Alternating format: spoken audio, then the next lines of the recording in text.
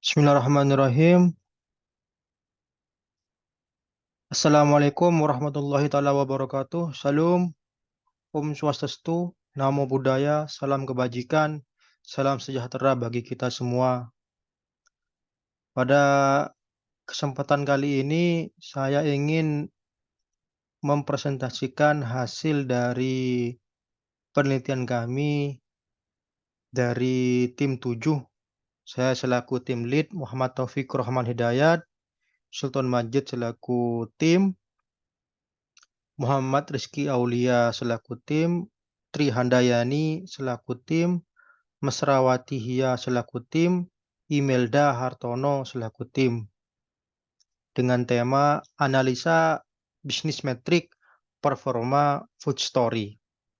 Background of the problem menentukan KPI untuk memprediksikan hasil profit perusahaan guna meningkatkan dari month over month dan year over year.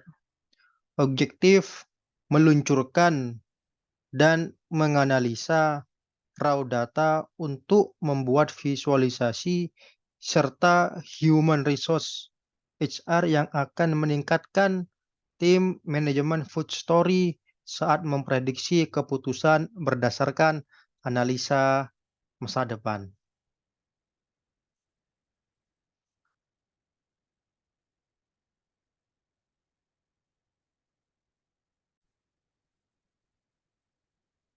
Oke, secara garis besar akan saya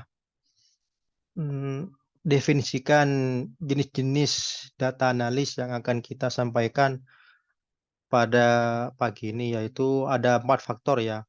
Penelitiannya yang satu adalah deskriptif analis, yaitu untuk memeriksa apa saja yang pernah terjadi di masa lalu, seperti pendapatan bulanan, penjualan per kuartal, penjualan tahunan, dan itu yang disebut dengan deskriptif analis. Yang kedua adalah diagnostis analis.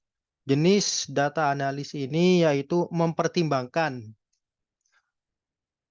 mengapa sesuatu terjadi dan membandingkan kumpulan data deskriptif untuk mengidentifikasi dependensi dan polanya. Nah, hal ini akan membantu perusahaan menentukan penyebabnya apakah hasilnya positif atau negatif. Yang ketiga yaitu prediktif analis, yaitu menentukan kemungkinan hasil dengan mendeteksi kecenderungan dalam analisis deskriptif dan diagnostik. Contohnya, hal ini memungkinkan perusahaan untuk mengambil tindakan proaktif seperti menjangkau pelanggan yang kemungkinan tidak akan memperbarui kontrak dan lain sebagainya, atau mengetahui pertumbuh kembangan tentang customer yang bisa kita teliti.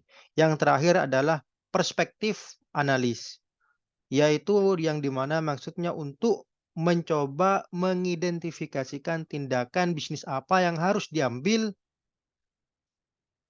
ke depan. Jadi jenis analis ini memberikan nilai signifikan dalam kemampuan untuk mengatasi masalah potensial atau terhadap atau tetap berada di depan tren industri, stagnan atau melangkah lebih maju. Jadi itu 4 kategori data analis yang akan kita bahas pada bisnis metrik di perusahaan food story.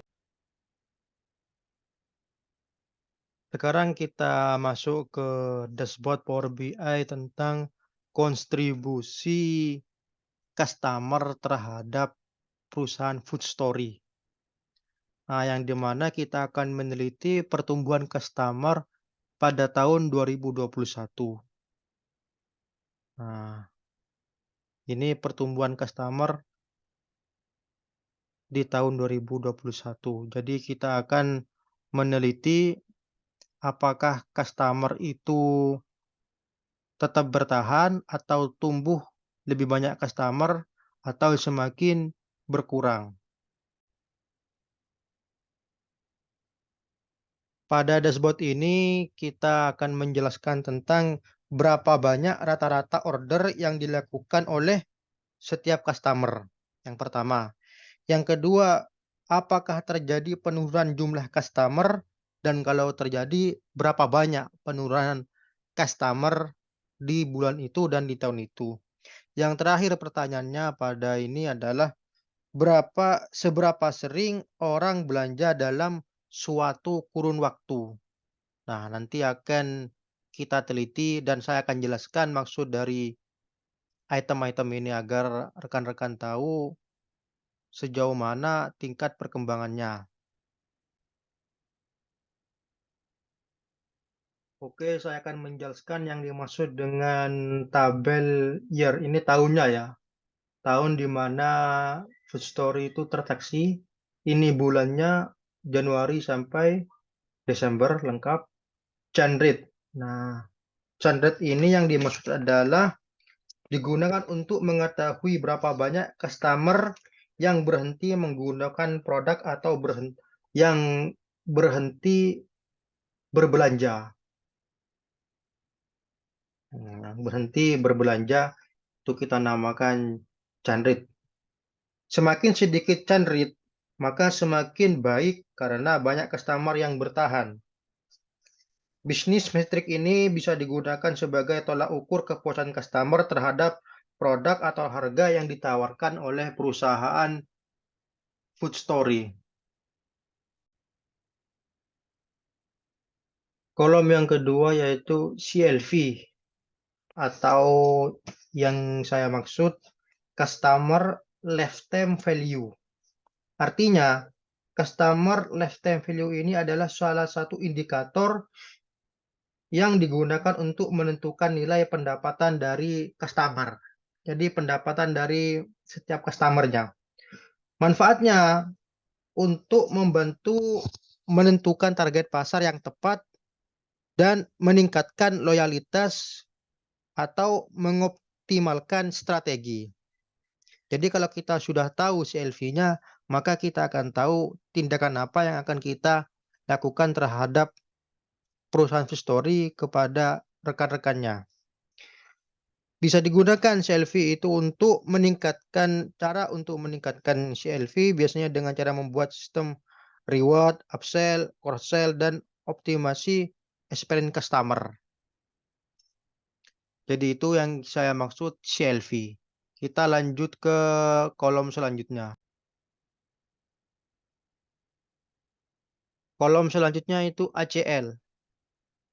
Yang dimaksud adalah average customer lifespan.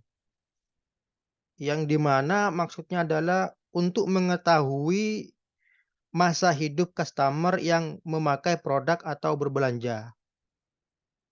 Atau perhitungannya bisa mengurangi beberapa waktu terakhir berbelanja dengan waktu pertama kali berbelanja.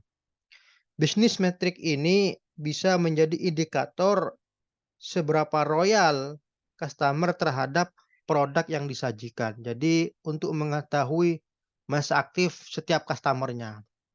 Nah, ini saya singkat dengan nama ACL.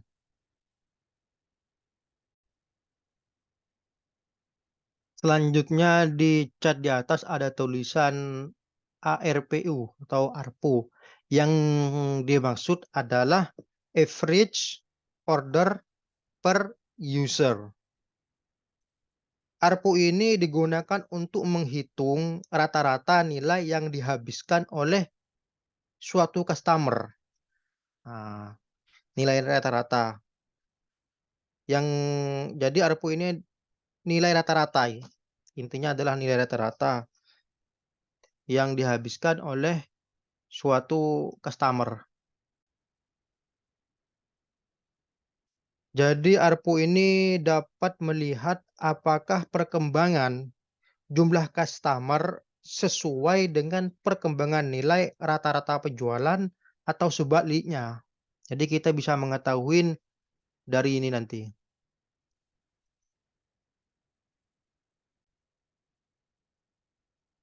Oke, teman-teman, ini bisnis metrik pada tahun 2021 ya. Kita blok di bulan Juni, yaitu churn rate-nya sebesar 15,18%, yang dimana semakin kecil churn rate maka semakin bagus suatu perusahaan. Artinya banyak customer yang bertahan atau berbelanja. Kalau sampai 0% itu artinya semua customer aktif di situ. Saya ulangi lagi ya, churn rate adalah untuk mengetahui berapa banyak customer yang berhenti untuk menggunakan produk atau berhenti berbelanja. Nah, kita masuk ke ACL-nya, yaitu 658,75%. Jadi masa hidup atau customer yang berbelanja di bulan Juni hampir di 659 user ACL-nya. Average customer lifespan. Jadi dan sudah menyentuh di angka 658,75%. Jadi customer yang aktif di situ. Dan CLV-nya, customer lifetime value di bulan Juni per customer rata-rata dalam satu bulannya menghabiskan hampir menyentuh di angka 292.863 rupiah. Jadi di bulan Juni ini dikategorikan growth intinya lah.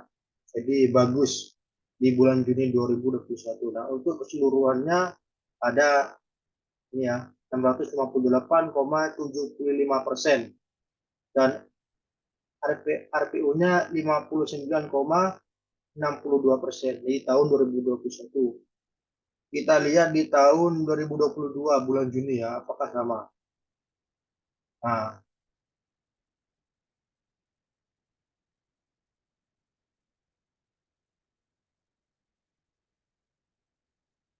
ini dan rate-nya sudah nyentuh di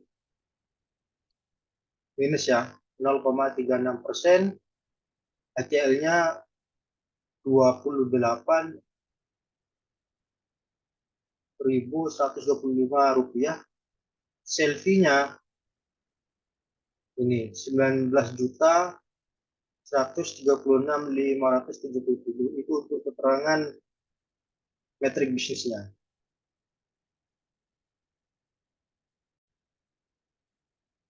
Oke, di sini saya akan menjelaskan total customer yang berbelanja. Yang dimana di sini ada AOV ya, artinya adalah average order value. Nah, di sini adalah tahunnya, kita masuk ke tahun 2021, ini monthnya. Ini customer aktif di tahun 2021 di bulan Februari contohnya.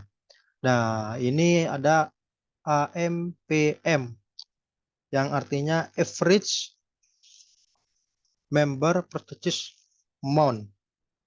Jadi member yang aktif di bulan sebelumnya. Nah, churn rate-nya adalah customer yang bertahan. Jadi yang minus ini yang growth ya. Contoh di bulan Februari ada customer yang berbelanja sebanyak 1.452. Di bulan Januari total customernya adalah 945. Jadi ada kenaikan growth customer sebesar 53,65%. Jadi yang minus ini adalah growth. Sedangkan yang positif, ini kita mengalami penurunan customer. Contoh di bulan April ya, customer aktifnya sebanyak 1.513. Profesionalnya di bulan sebelumnya ada 1.900, yang dimana kita minus sebesar 20,37%. Nah, ini mungkin ada penurunan promo atau seperti apa. Nah, kita bisa informasikan ke pihak Food Story untuk meningkatkan promo atau akuisisi pelanggan lagi agar positif income atau positif growth-nya terus menaik setiap bulannya.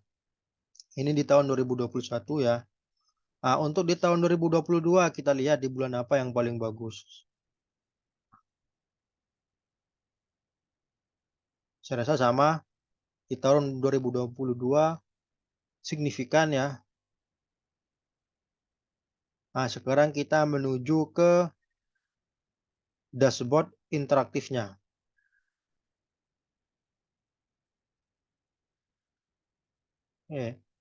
Nah, ini dashboard interaktif untuk perusahaan Food Story dari customer data. Nah, jadi di sini kita tahu mana sih customer yang paling loyalitas terhadap Food Story. Contoh, Ade Nurjana, ada Adel. Dia order satu kali dengan total revenue-nya 105. Yang sudah terdelivery yaitu sebanyak 270 ID, yang masih terpick up quick service ada 200 per ID. Detail informasi sales type ya, order by sales type sebanyak quick service pick up-nya 200 dan sudah terkirim sebanyak 270. Insight apa yang kita dapat dari page ini, yaitu data customer name by sales membuktikan kalau jumlah customer yang memesan dan terdelivery sudah hampir terkirim dengan total persentase 42%. Sedangkan yang masih proses kirim masih 57%. Nah, oke, data order by sales menunjukkan data yang di mana yang terkirim sudah 42% dan proses terkirim 57%. Berdasarkan average order value AOV menghasilkan angka sebesar 54,62 ribu rata-rata ya per ordernya. Yakni customer dalam satu kali order bisa mencapai angka ini sudah bagus. Berdasarkan gross merchandise value year over year dan GMV year over year ini menghasilkan angka 286% dengan angka ini perkembangan yang bagus karena sudah berhasil memperluas pendapatan untuk GMV-nya. Menurut average order per user mendapatkan angka 35,29 miliar. Nilai ini perkembangan customer yang menghabiskan satu kali order. Yang dimana nilai tahunannya ya di tahun 2021 dan 2022 total semua belanjanya. Average purchasing frequency memberikan angka 1,95 yang artinya masih kurang daya beli customer. Jadi maksudnya daya kurang ini adalah perlu kita tingkatkan lagi untuk promo akuisisi pelanggan baru dan menambahkan banyak promo baru untuk pihak Food Story. Recommendation-nya adalah dorong customer melakukan respect order melalui promosi dengan cara mengumpulkan kupon sampai batas tertentu dan sampai mendapatkan diskon. Melakukan follow up melalui email dan WA pada konsumen yang sudah order atau yang tidak order sama sekali, kita tetap follow up.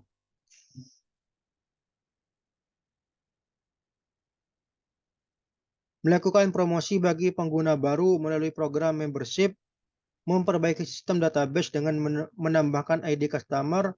Untuk customer lama tetap dikasih promo yang menarik, untuk new akun kasih promo 50%.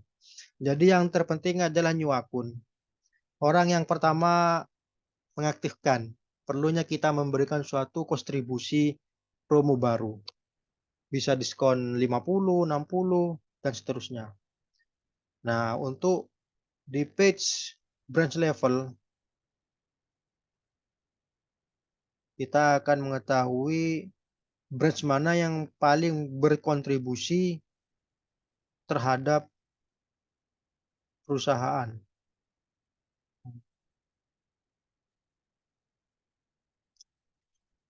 Untuk sawah besar ya, menghasilkan setiap harinya itu hampir revenue-nya sudah nyentuh di angka 4 miliar ini. Dengan total order sudah tembus di angka 9.000. Nah, jadi perharinya itu sudah ada yang 1,2 miliar. Nah, ini kita. Jadi yang paling banyak berkontribusi adalah sawah besar. Nomor dua adalah Sorrento. Oke. Untuk perharinya, kota yang paling banyak mendapatkan revenue tertinggi adalah Jakarta Barat. Dengan e-commerce-nya Shopee Food. Nah, Shopee Food ini menyumbangkan revenue di hari Senin itu sebanyak 2,2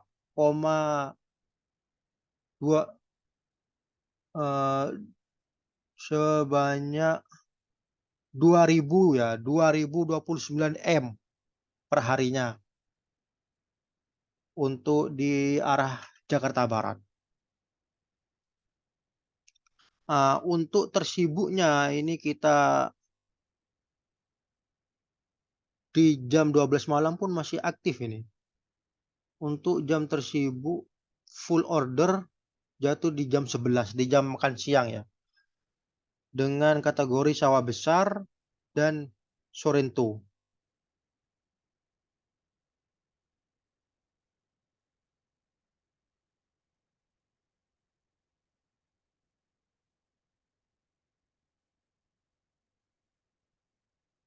Grafik grand total by branch menunjukkan bahwa dari 13 cabang food story sawah besar mempunyai revenue tertinggi yaitu 2,832 miliar per tahun.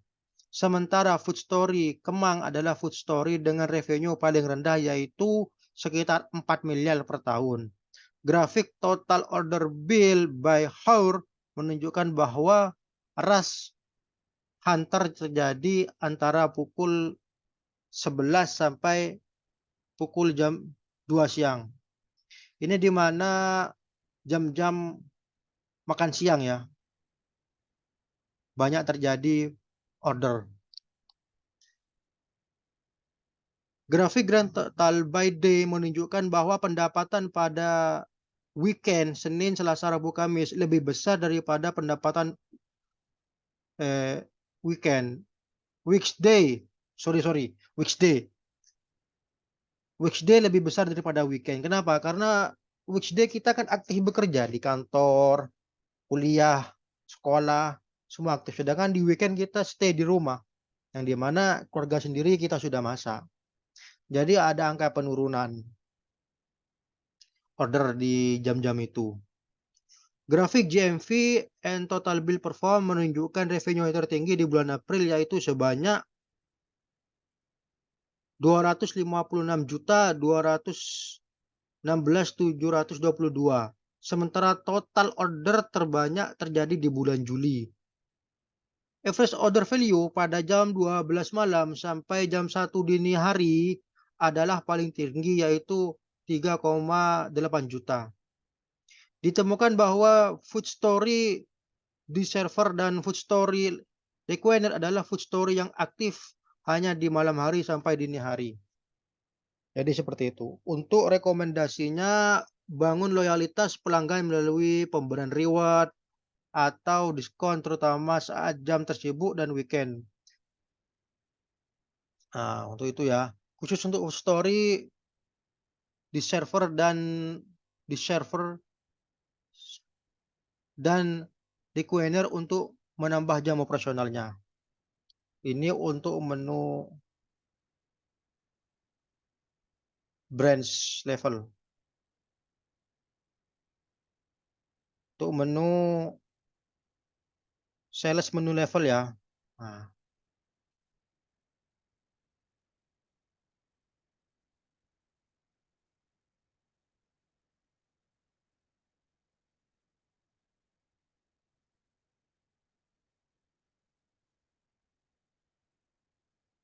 insight yang kita dapat dalam tabel sales menu level ini adalah pada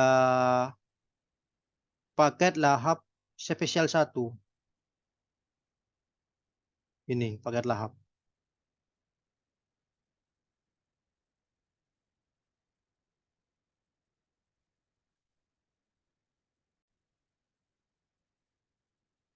Grafik menurut hierarki deposition tree ini menunjukkan ada 28 jenis menu kategori yang dikeluarkan oleh perusahaan dengan memfilter kota. Kita mendapatkan informasi bahwa Food Story di Jakarta Barat memiliki jenis menu kategori sebanyak yaitu 27 menu. Grafik scatter plot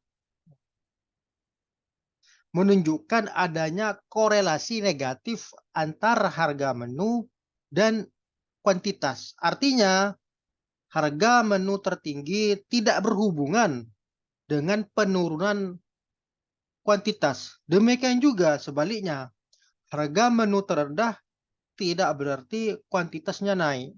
Nah, jadi itu di menu sales menu level ini. Untuk rekomendasinya kepada perusahaan Food Story yang bisa saya sarankan untuk keputusan manajemen adalah satu, untuk meningkatkan penjualan, perusahaan harus mampu menjaga kualitas dari menu paket lahap spesial 1. Dengan kata lain, quality control atas produk paket lahap 1 harus tetap dilakukan. Selain itu, dalam rangka membangun loyalitas pelanggan, kegiatan promosi menu andalan tetap harus dijalankan, terutama kegiatan promosi di hari-hari spesial. Dan perlunya perusahaan untuk terus meluncurkan promo-promo baru ke user lama, terutama new akun untuk memperluas member. Jadi menembalkan dan memperluas.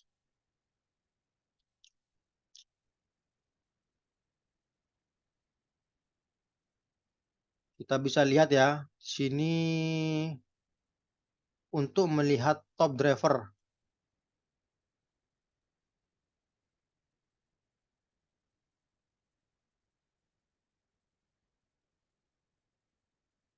Oops, sorry.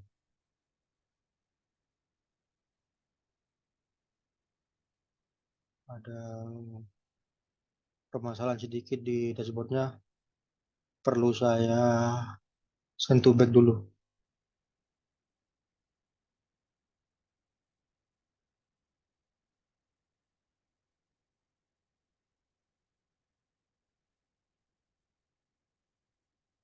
Oke.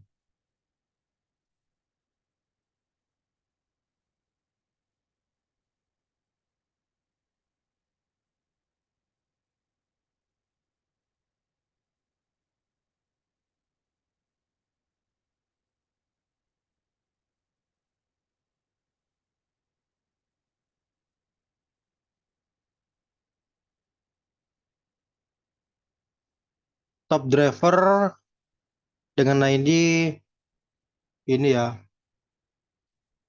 Ini top drivernya di jam 9 pagi. GMV-nya atau revenue-nya 563, 500 juta ya. Total ordernya sebanyak sekian untuk semua driver.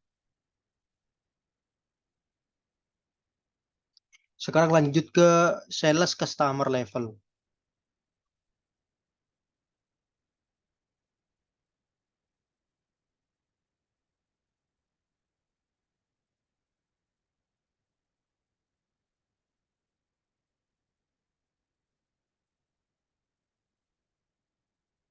Oke, kita analisa dulu. Insight yang kita dapat dari dashboard ini adalah, oke, semuanya jalan dengan kontribusi masing-masing. Berdasarkan dashboard yang telah dibuat pada page select customer level yang dirangkum dalam selama 1 tahun, terdapat total pesanan yakni 100.935 orderan dan grand total sebesar 9.306 juta pada sales customer level. Grand total dan total bill pada tahun 2021 dan 2022 cenderung stabil dan konsisten, stagnan. Total order dengan tanpa promosi diskon adalah yang terbanyak. Grand total terbanyak yakni pada hari kerja, weekday ya. Karena weekday banyak orang yang makan di jam sarapan pagi jam 9, siang dari jam 11 sampai jam 2 waktu-waktu istirahat.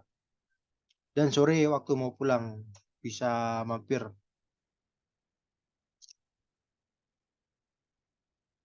Jam tersibuk pesanan adalah jam 12 siang dan jam sepi adalah jam malam. Dari jam pulang kerja ya, dari jam 8 malam sampai jam 10 malam. Itu jam sepi. Grand total terbanyak pada diskon kategori yaitu diskon 20%. Grand total terbanyak pada branch yaitu Food Story Sawah Besar. Rekomendasinya untuk Food Story dari dashboard ini adalah melakukan evaluasi dan tinjauan secara berkala, terutama memberi bentuk promosi yang diberikan, misalnya membuat promosi yang unik dan menarik. Melakukan promosi lebih banyak berdasarkan karakter customer melalui komunikasi by WA, by email, atau blast number.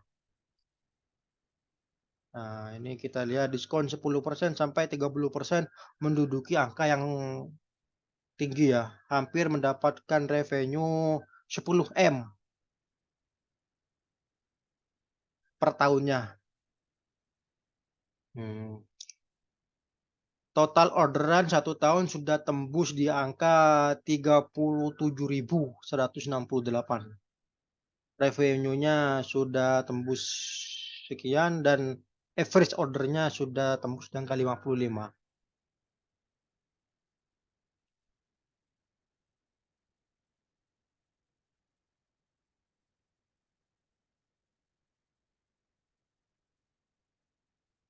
Nah, ini untuk Food Story Sawah Besar ini paling banyak mengeluarkan di lainnya. Ini yang lainnya ini belum kita ketahui ya.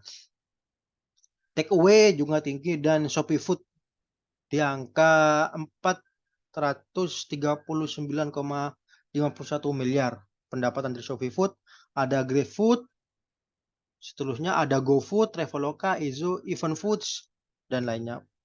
Sekian, terima kasih presentasi kami untuk penelitian Food Story. Semoga ini memberikan dampak yang positif kepada Food Story untuk memberikan reward-reward tertentu kepada top driver atau kepada e-commerce yang melakukan revenue tertinggi, average tertinggi, atau memberikan suatu reward kepada customer yang terus-terusan order di tahunan sampai bulanannya. Perlunya kita memberikan reward kepada customer atau kepada new customer yang perlu kita kasih apresiasi karena sudah memakai jasa dari Food Story.